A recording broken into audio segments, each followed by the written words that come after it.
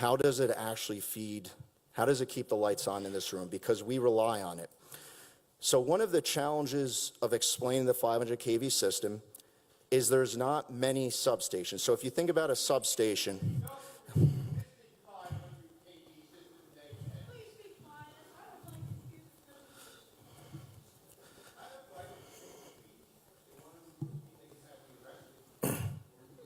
we will also be a lot faster if you stop interrupting Jason, so thank you.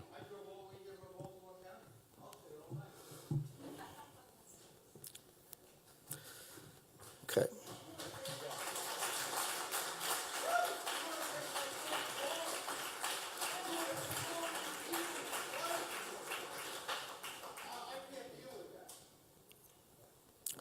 Right, so one of the questions that we got asked a lot about is how does the system serve me? How does it serve PJM? How will the Maryland Piedmont Reliability Project serve the state of Maryland? And the answer is it serves, it, so,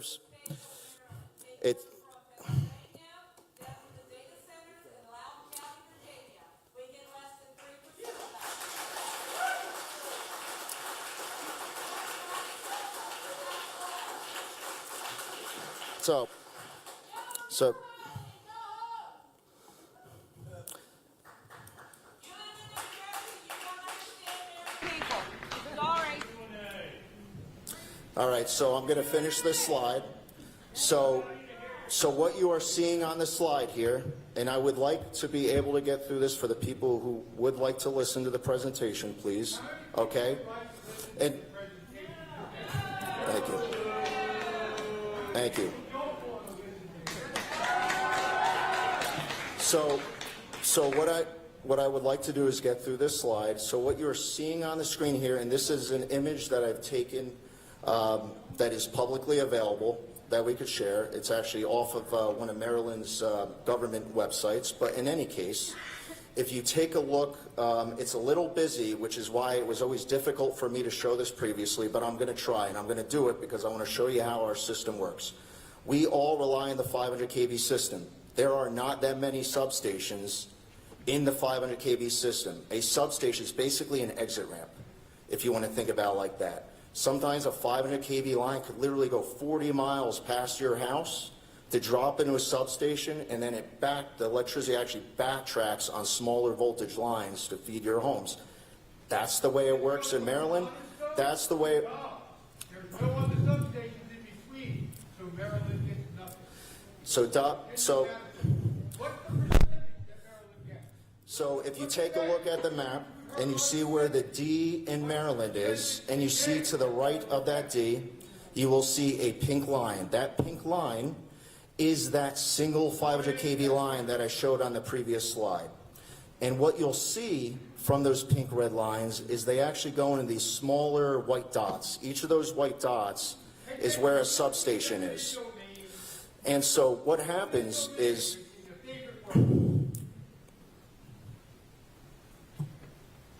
it's very difficult for me to finish.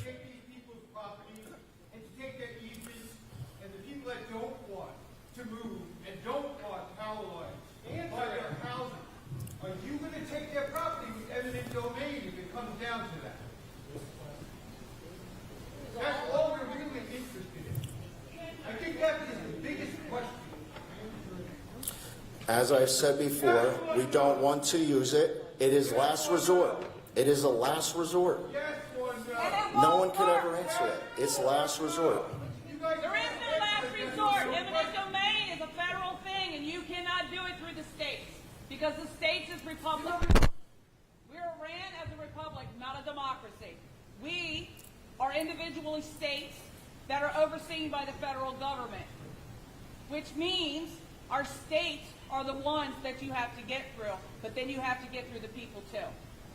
You will not receive my property, even with eminent domain. I promise you that. Right now, we have the power, okay? We make this an expensive project by making them get a corridor to come on every property, all 400 something properties that are involved, okay? When they come, don't let them on the property. Don't sign anything with them. They're contractors.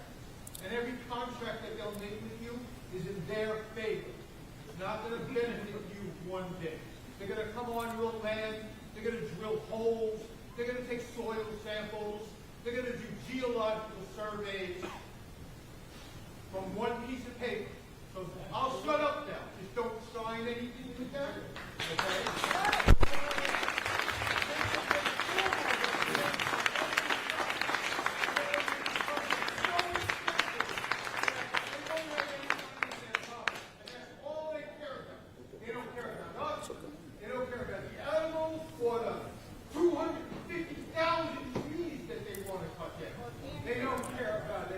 Maryland has a new plan to put in 3 million trees, and you plan on cutting down how many acres of trees? In the next 10 years, the state of Maryland is going to be planting over 3 million trees, but you plan to damage and kill how many? Please, tell me how many acres of trees are already going to be affected by this? We have got till 8:30. Just saying, we've got till 8:30, so we'll stay up here till 8:30. That's our timeline. Well, All then right, stop so- the presentation and let us talk. All right, let me, because there are, I want to get through a couple slides here. I'm going to real quickly, this line, the existing 500 kV system drops in a Dow substation. There's Bright substation. There's Cornerstone. Maryland effectively gets fed from those. The Maryland Piedmont Reliability Project will connect into Doubs, which is in Frederick County, and ultimately feeds into lines that feed Frederick County. And will Frederick County get the only electricity from this? Besides Virginia and the data centers? Virginia should be making their own power plants to power up their data centers. That's right.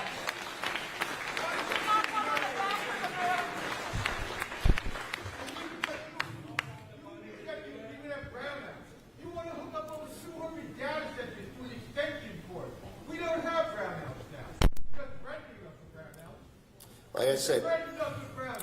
I am We not. don't have brownouts now. I'm- If you hook up 200 data centers, we will have brownouts. With no more generation. We are not a data center company. We have absolutely nothing to do with it. Yeah, we have nothing to do with the data centers. We are a power company. They PJM. want to make money from the data centers. Amen. So if I, You want to plug into the gold rush.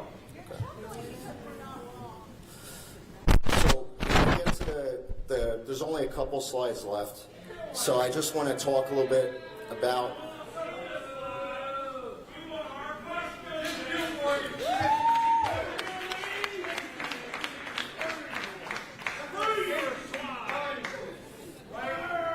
Jason's the one that has the light. Look at Jason. As if we understand any of this bull anyway. Eminent domain in New Jersey on a windmill project that they gave up because they couldn't complete it. How many of us here understand what they're saying? Do you? Ladies and gentlemen, we are going to finish one or two more slides, and then we're going to take your Q&A. Or we can just sit here and get yelled at. It's up to you. We want to be here. We are here to take your questions. Thank you very much for your input. We are here to take your questions. We want to take your questions. We have to finish 2 slides. We're here to take this. We're in. We got 1, 2, 3, 4. We don't want to hear this. We want to hear about our property.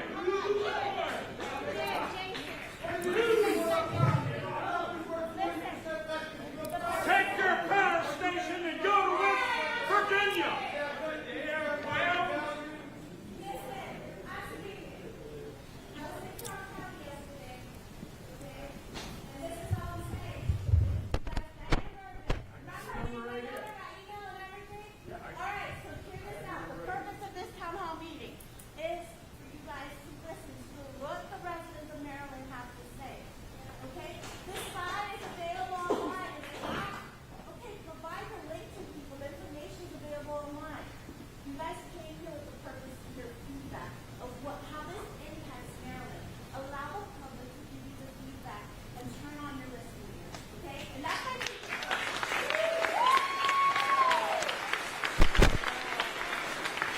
Diana, completely agree with you. And in Carroll County last night, when we were not interrupted, we were done by 6:27, and it's 6:27 right now.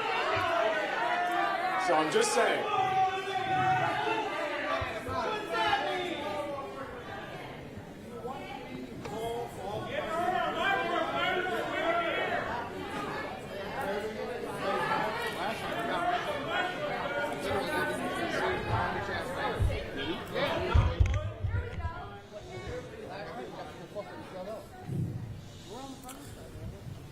I'm going to end with this slide. So what this is what PJAM has indicated.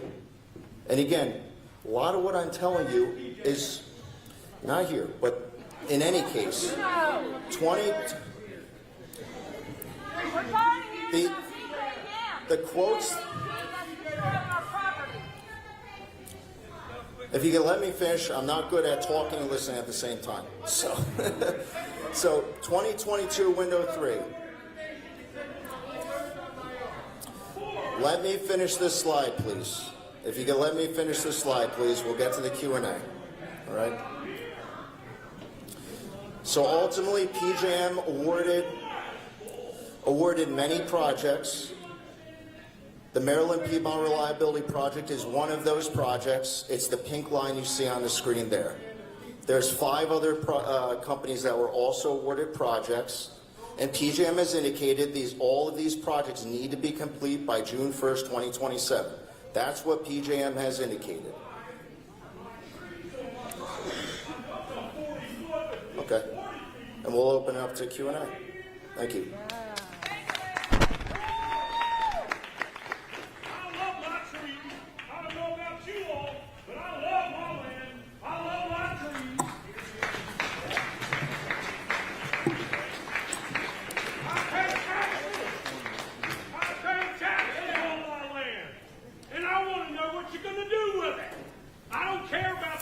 Okay, thank you. We are ready for Q&A now. As Diana had said last night, we got through a lot of questions, but we have quite a list of folks here. So again, 2 minutes. I'll give you a warning if you start to get about 15 seconds away from it, and make sure that you give our folks an opportunity to answer the questions. So I'm going to call up 5 names, and you can approach this microphone. Just make sure that you're talking into the microphone so everyone can hear you, okay? Jeff Bodine, Nate Russell, Anna Russell, Debbie Hattery, and Jenny Teeter.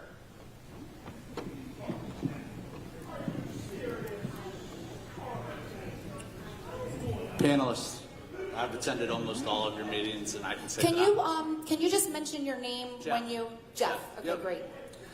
I've attended almost all of your public outreach sessions, and I can honestly say that I do not envy you. My plan was to come here and tell you about your plan to take 4 acres right in the middle of the farm that was honored by the Maryland's General Assembly as Tree Farm of the Year in 2022, the farm that has been in my wife's family since the conclusion of World War II and will be ours in the future. How no matter of money that you offer us will ever be enough to replace generations of memories and the ones we intend to create there. However, through attending these meetings, I've come to realize that you are all just cogs in a much larger wheel. So I've decided to spend my time to directly speak to Governor Wes Moore.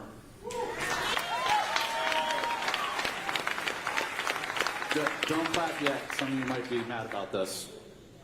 Governor Wes Moore, first, I need to apologize to all my family and friends who have served in our military. They raised and influenced me to never speak poorly of a decorated United States American military veteran the way I'm about to speak to you. Governor Moore, you are a coward. You are a coward for hiding behind silence, although I did see he made a comment today, basically asking why is everybody mad at him, and he's been sitting on the wall. I'll get there. You are naive to think we wouldn't notice the nice donation made by PSEG to the Maryland Democrats to fund their, you included, trip to the DNC. Jessica Fitzwater, who I believe is here, no, maybe not, she was also on that trip. However, she has made numerous statements and signed numerous letters sent to the PSC condemning this project. Why haven't you? How many other donations have they made to you to lock in your help pushing this project through? You are a coward for attempting to line your pockets with our land. I encourage you to make a statement how you've abandoned your constituents in these affected counties for your own personal gains, or follow in Jessica's footsteps and denounce this project. Governor Moore, we say no to MPRP, and we say no to your only for personal gain agenda. I'll leave the governor and the panelists with one final statement. Just because we are enemies today does not mean we can't be neighbors tomorrow. I truly hope you all have something in your life worth fighting for, even dying for. And I truly hope you never have to feel the anger and fear that we feel right now when someone's trying to take that from us. Thank you.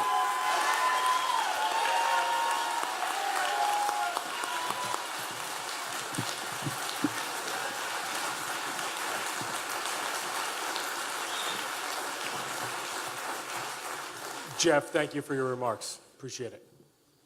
Good evening. My name is Scott Maloney. I'm the one that was standing at the microphone last night when you all shut it off and walked away. So instead of honoring that commitment to let me go first tonight, I figure I'll just come up here and do it myself. I'm here supporting myself, my fellow Marylanders, and also because, despite you being paid to be there last night, you decided to shut it down early and walk away. Imagine for a moment you were directly or indirectly impacted by this travesty, this very project that you're proposing. How close would you be willing to live? How close would you be willing for your family to live to a 500,000 volt transmission line? 1,000 feet? 500 feet? 100 feet? How about 50?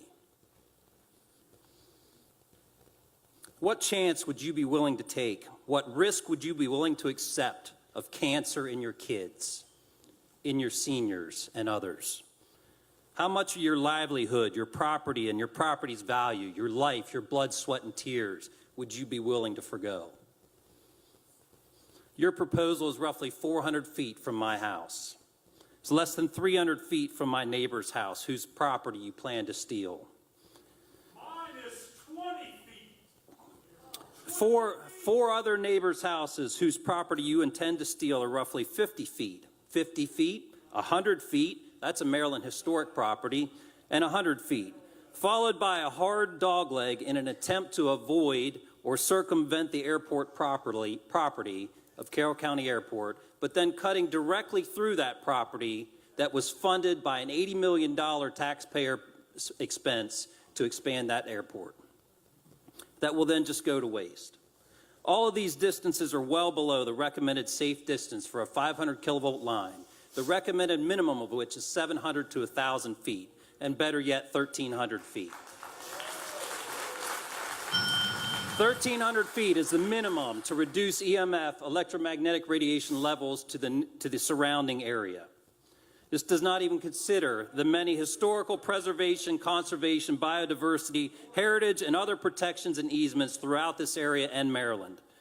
Last night, you stated you opposed partnering with BGE to reconfigure or modify towers in their 500 kV existing right-of-way because you said it will create a single point of failure. Explain to me what substation does this project originate from the same substation as the 500 kV line for BGE?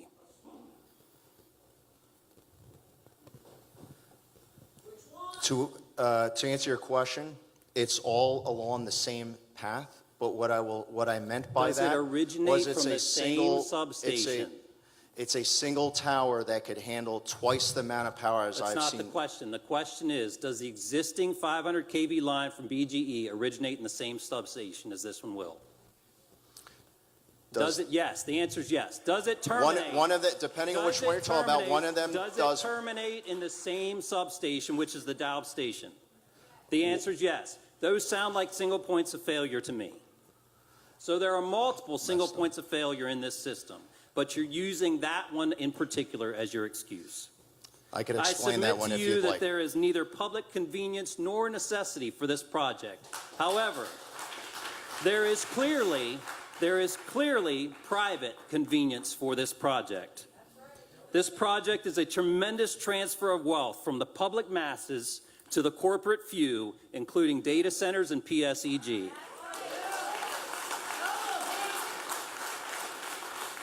I could go on, but I will respect my fellow Marylanders' time, and I will stop there. I'll take your answer to how close you would be willing to put yourself and your family to a 500,000 volt transmission line now.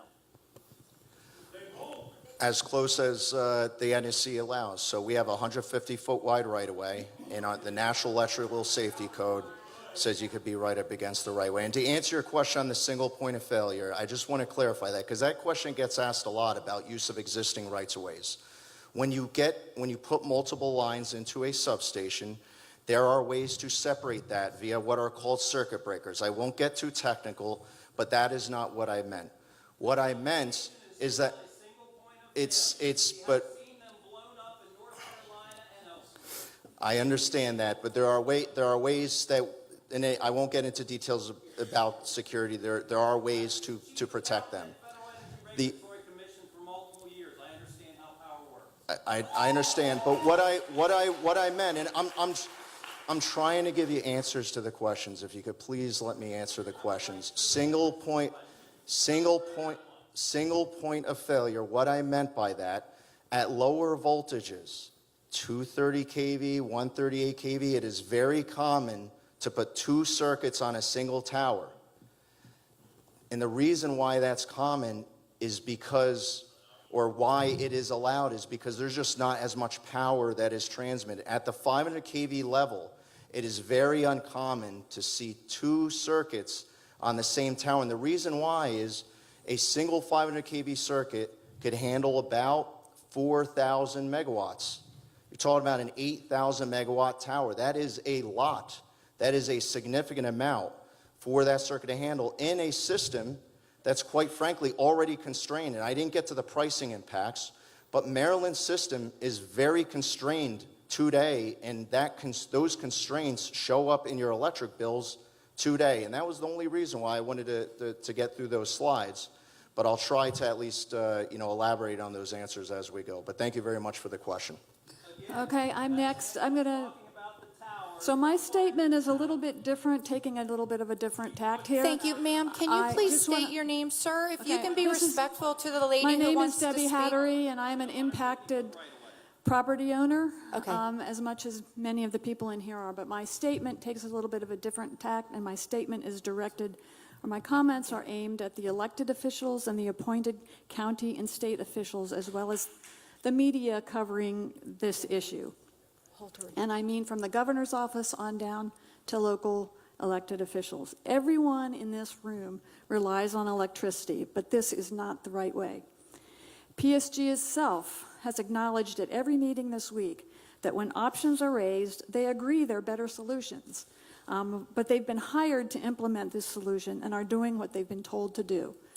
For example, I think it was Jim on Tuesday night said that new technology is better, and that all they do is build power lines, and that's what they were selected to do. And I think it was Jason in another example last night when it was brought up about using existing right-of-ways, said he's done that a lot. He's got a long career in, I can't remember which one of it was, had a long career in transmission business, but again, the people above him didn't want to deal with the costs. So these comments assume there's no cost to not negotiating and implementing these options. Costs to businesses, more reliability to avoid points of failure, avoiding costs now by defraying them to a later date when they will likely be more expensive. So I want to make sure our public officials are listening here. In other words, there are alternative costs that must be made transparent and discussed.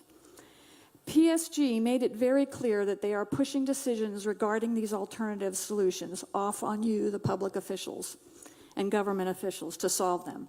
So it's very clear they're not going to solve them. The only solution is going to come from elected officials and government people responsible for making alternative choices. They have stated during these public sessions that they are unwilling to engage with the government or spend time to invest in compromise or updated technology solutions unless they are instructed to do so by their customer, the state of Maryland.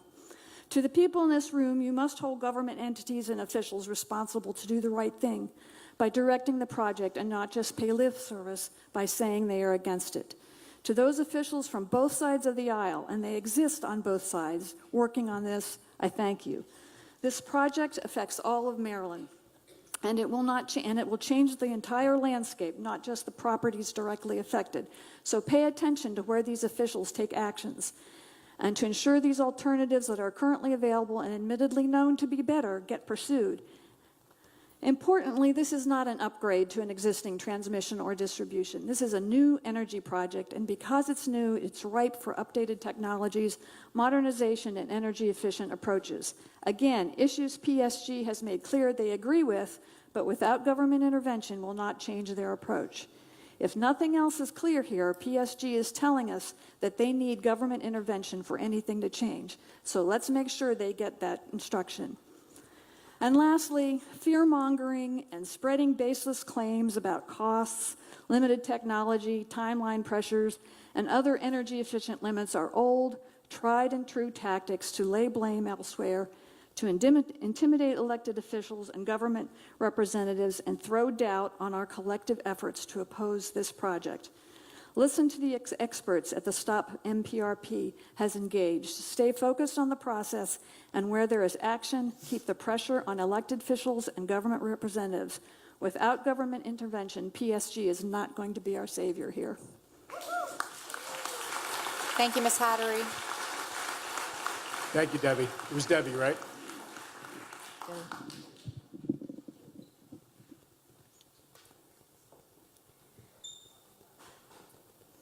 Girls, can you just state your name too so I can mark you off the list? Thank you. My name is Anna Russell, and I am wondering how the power lines will affect mitochondrial DNA in all of the animals and people and their descendants who live near the power line. Thank you very much for your question. I know you had this question at a previous meeting. I said I would bring one of our I should say technical resources experts here, and so I'll ask Dr. Bailey, if you could please stand up. Thank you.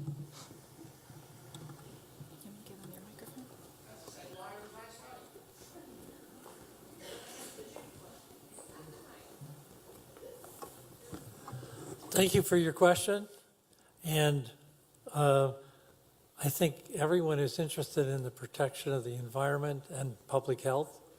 And a lot of research has been done on electric and magnetic fields from not only power lines, but all the wiring in your homes and appliances and other sources. The EPA has said there's been more research done on electric and magnetic fields than most of the 50,000 chemicals that are in daily use in our homes and our farms. So there is a lot of research that has been taken to understand whether these fields could adversely affect animal health or human health. And the agencies in Europe, Asia, and the United States have looked at this question, and none of the agencies that have conducted these comprehensive reviews have concluded that there are undue effects of these fields from power lines.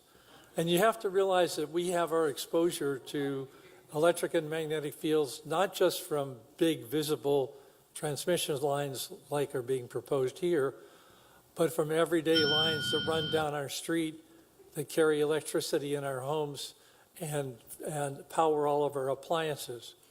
And those we are much closer to. So distance is a big factor in how strong a magnetic field is. So if that conductor is up 50 feet in the air and you have a right-of-way to either side, houses there, by the time the field diminishes outside, the field is much, so it begins to approach the levels that are produced by other sources in our environment. So it's important that you ask these questions and learn about it. And I recommend to people who have concerns and interest in this to go to the World Health Organization. They have fact sheets that explain this, and you can follow up with your own research on this topic. Thank you.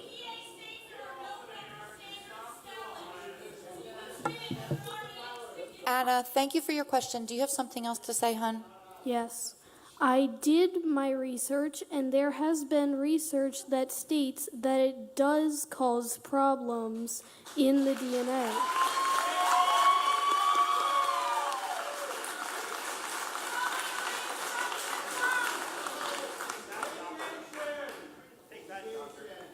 Okay, so we appreciate your statement. Do you have anything else? No? Okay, thank you. Thank you, Anna. Well done.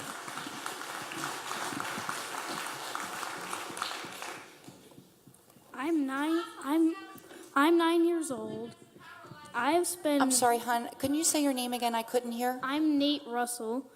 I am 9 years old, and I've spent a lot of time at Gaver Farm for fall festivals, for birthdays, for scouting, and cutting Christmas trees, and getting pumpkins. Yearly, you can tell me how you take impact on family farms and my community into account when deciding where to place your power lines. You go through the family farms, not the big farms, and you go through the family farms and small businesses before you go through the undeveloped areas that may be developed, but you can still buy off whoever's going to develop them.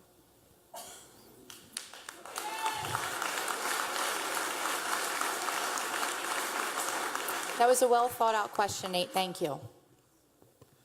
Now, thank you very much for your question. I'm very familiar with Gaver Farms and that. And Gaver Farms. My apologies. Thank you. So in terms of that, and this will be in our application that we make to the Public Service Commission, but when you start to overlay all of the layers, it was very difficult to avoid that. But we would like to work one-on-one with each property owner to see how we can mitigate impacts. But we do understand that there's impacts and very aware of that property. I have something else to say. This seems a lot like politicians. You're not exactly answering the question I asked.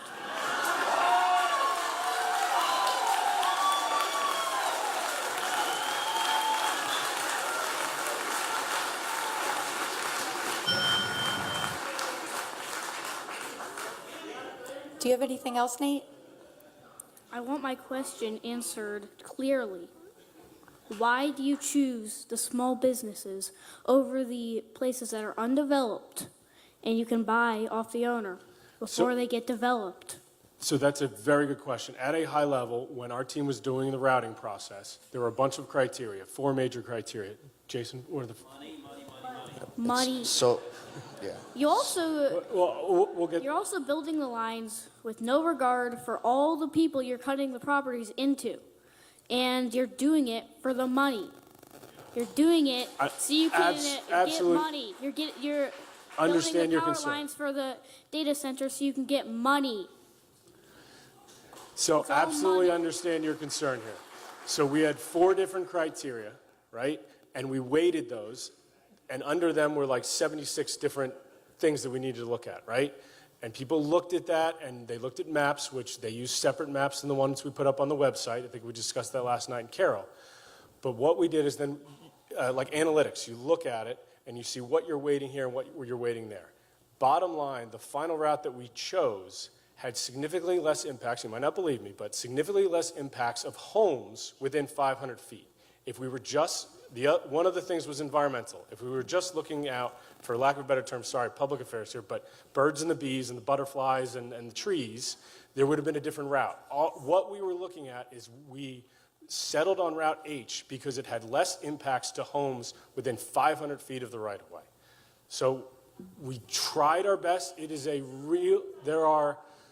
in Baltimore County, it is a challenge. In Carroll County, there was some optionality. In Frederick County, as you guys know from the original map, this is very built up. It is a real challenge, and we would like to work with farms like Gaver Farms to do our best.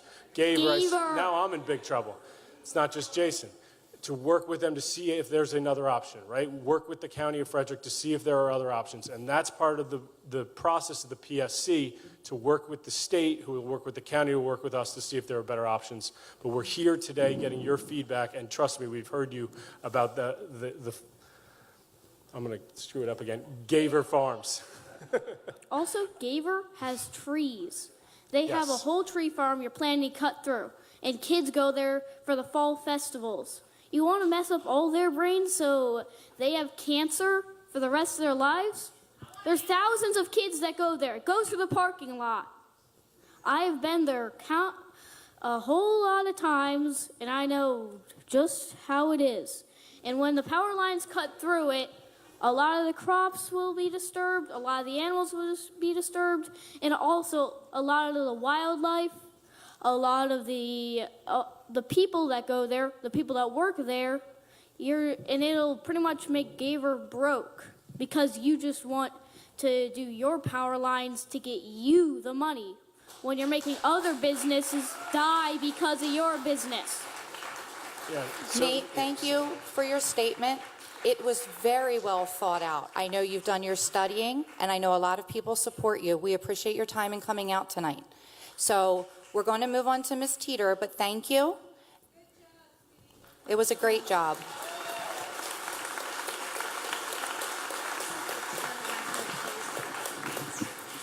Very quickly, I'm going to call up the next 5 names so that we can have the line started. Let me find my list.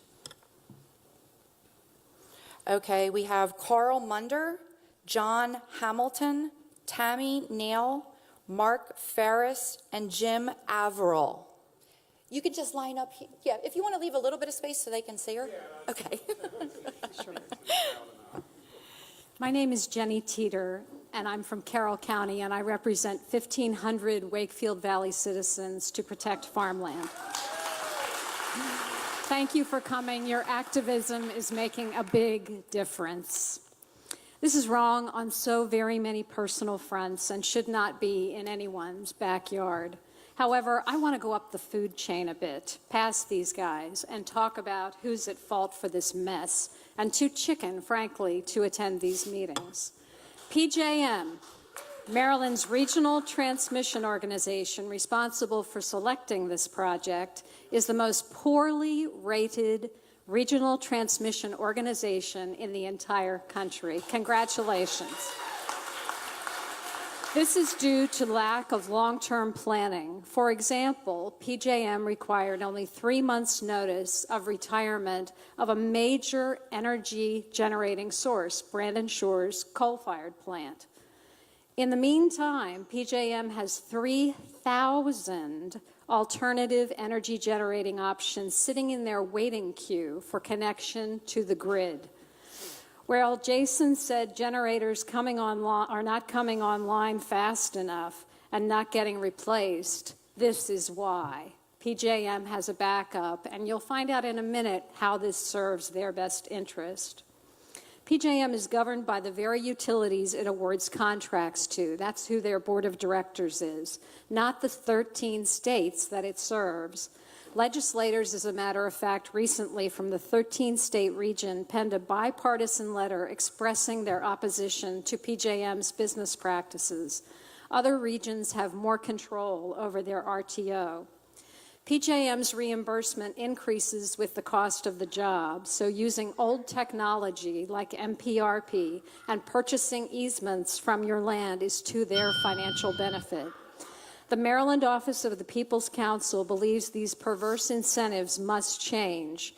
The Federal Energy Regulatory Commission in August passed a brand new order 1920 that requires regional transmission organizations plan on a 20-year horizon, not 3 months.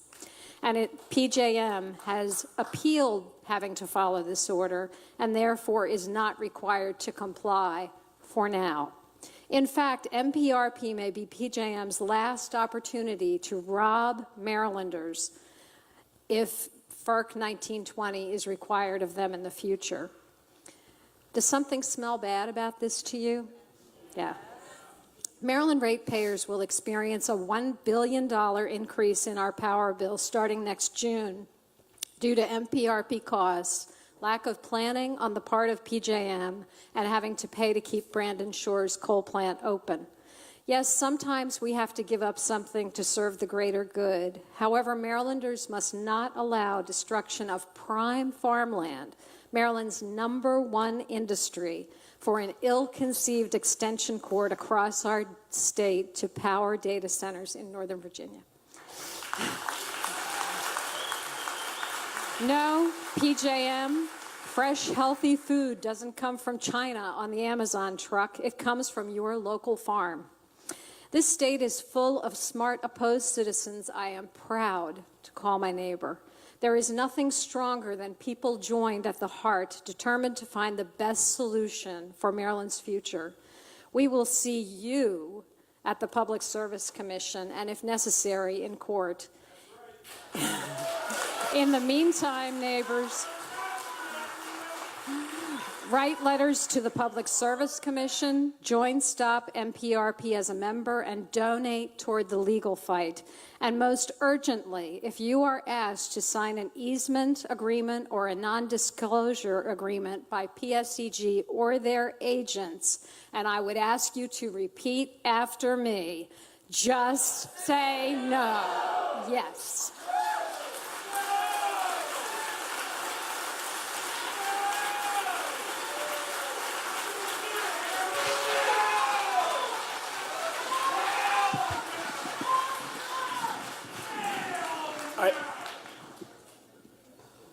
Just a reminder that we've finished about 6 people in 30 minutes. So in order to get through everyone, just being respectful of people's time so the folks at the end of the list can keep going.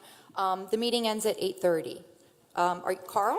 Yes, ma'am, I am. Carl Munder, Town Council member of the town of Mount Airy.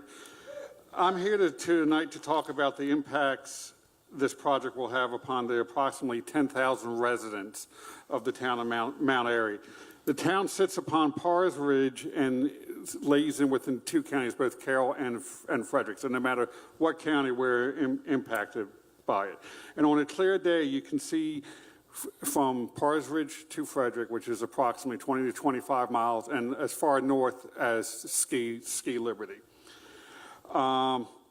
This view includes all the various items in between, too. So anything that lays between Pars Ridge and Mount Airy. So, sorry, I had a better speech, so please. The negative impacts that this project will bring to the town is a decrease in ag tourism and the impact upon the viewshed and the increase in visual pollution that the town residents and other people will feel. People come through Mount Airy to the various farm, breweries, wineries, and other ag tourism attractions in the area to enjoy a nice day taking in the unobstructed views of the surrounding areas. The proposed route bisects no less than 3 to 4 of these businesses that would more than likely decrease people visiting those locations and lowering the people coming through the town, which would have a negative financial impact upon our many small businesses. The town also benefits economically and have good livability standards, as everyone here does, by the beautiful views we currently enjoy, and many people travel along the back roads in and around the town and the counties to take in these different countries come through the town. Again, if this project is allowed to move forward, those view sheds will be impacted negatively and decrease the town's economically viability of our small businesses. So for these reasons and others that you hear tonight, I respectively request that this project does not move forward as proposed. And one more, just a quick thing to the crowd here also. Furthermore, I encourage the people here and in Frederick County, Carroll County, to write to your local elected representatives to voice opposition to this project, because they are listening. And invite the ones that will make the decisions on this project, especially the ones that are in Annapolis that are getting ready to convene the 90-day session, to come out and view the route and to view what will be lost if this project moves forward. Thank you. Thank you, Carl. Councilman, We would be happy to come meet with you and discuss Mount Airy's concerns, and so you could educate us on what some of the issues are. We would love to come meet. Please get in touch. Thank you. We've had meetings with many other towns, so we'd love to hear. Tammy Nail. I'm sure you guys remember me from last night. At least I hope so.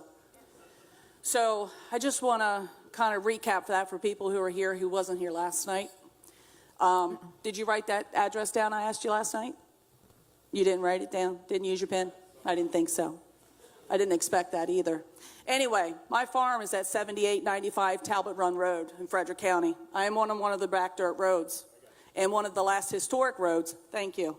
Last historic roads of Black Ankle runs right beside me. My farm goes from both roads. But the story I have tonight for you is my brother. As I told you last night, you plan to run these transmission lines up over top a very steep hill, over top the Talbot Branch Creek, which has been under studies for many years now to become a trout stream again. The temperatures of that water is actually about 63 to 65 degrees in the middle of the summertime. So it's perfect for a trout stream, which it used to be before we had a lot of development upstream, which killed them off. But the story tonight is about my brother. My brother lives on our farm. And 32 years ago, my brother was working on a bridge off the 495. He was a construction worker. There was power lines running next to this bridge. They held 6,700 volts of electricity. That day, 3 days after my brother's 25th birthday, he was guiding the crane to dump the concrete on this bridge when he felt a tingle in his hand. The last thing he remembers before he dropped 30 feet to the ground underneath that bridge, because he was electrocuted with 50,000 volts of electricity from a power surge that went through a 6,700 volt transmission line. My brother was actually in the hospital only 4 months, which was unheard of, but he was in such good shape he actually survived the fall and the double amputee of his arms, which he has a 5-foot stump on one side, 6-inch on the other side. Sorry, it's going to take a little longer than that. Keep going, ma'am. So my brother also is paralyzed on the left leg from the knee down. He wore a brace for 20 years, but he finally just gave up on it and just lets it roll. He had multiple surgeries the first night and the second night. In his first surgery, they had to give him 40 pints of blood to keep him alive while they were cutting his hands and arms off from the damages done by the electrocution. You plan to run these transmission lines up over top our farm, across our driveway, less than 100 feet from our well, down over to the other side, across another creek, and then heading into the woods, heading towards Petticord Road.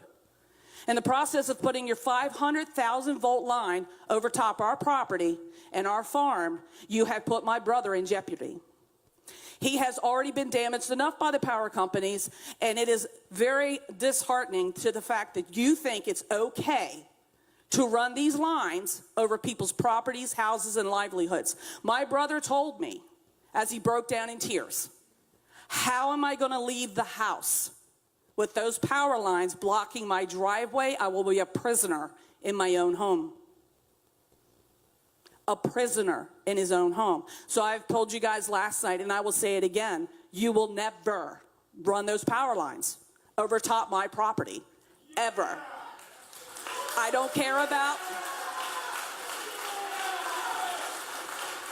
not care about eminent domain, because I am a United States citizen, born and raised here. My family's been here since the 1700s. We have fought in every war, and we will continue to fight this war to keep you off our property.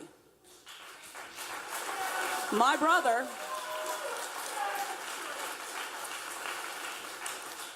wanted to be here last night and tonight, but unfortunately he's too sick because he still has the after effects of all the damage that electricity did to him. My brother is now, after 32 years, in the past year and a half, been suffering from not knowing he has non-alcoholic cirrhosis of the liver, and part of that's from the damage of your power lines.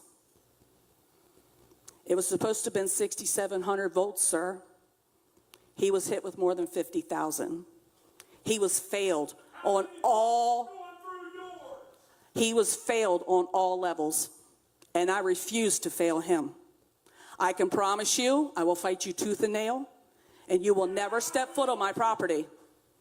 So make sure everyone knows, when you come to our property, we will fight you off, and you will be arrested by the cops, because I will have you definitely charged with trespass, criminal trespass, because you plan to steal my property.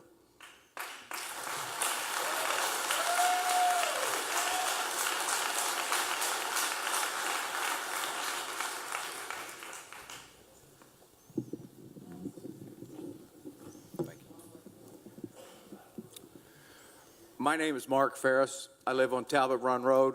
She's my neighbor. I see her brother every day. And it's one sad story. And that's just 6,700 watts. What's 500 going to do to people? But I'm not here to talk to you all. I'm here to talk to you all. My name is Mark Ferris. I'm a board member of Stop NPRP Incorporated. There are 9 of us. There's 3 from each county. I'm here to basically ask you guys to understand who we are, and we want you to join our organization. We're a nonprofit organization that was founded 1 week after this unnecessary, poorly planned, questionably needed project was put to the public on July 3rd. We have hired a very, very powerful PSC attorney who will be leading our group and our members and representing all of our members to fight this. You will be represented at the PUC formal filing. It's called an intervention at the PSC.